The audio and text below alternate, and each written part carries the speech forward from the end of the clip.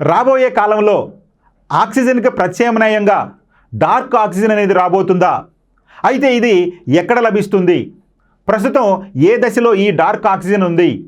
శాస్త్రవేత్తలు దీనిని ఏ విధంగా కనుగొనడం జరిగింది? మరి సముద్రాలలో దాదాపు 13,000 అడుగుల లోతులో ఈ డార్క్ ఆక్సిజన్ లభిస్తుందంట.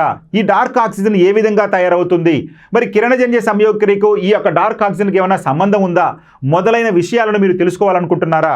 మరి వీటితో పాటుగా మన భారతదేశంలో ఉన్నటువంటి గెహ్రా మరియు కుస్మండ్ అనేటువంటి బొగ్గు గనులు ప్రపంచంలోనే 2వ స్థానంలో 4వ స్థానంలో ఉన్నాయంట. అయితే అది ఏ రాష్ట్రంలో ఉన్నాయి?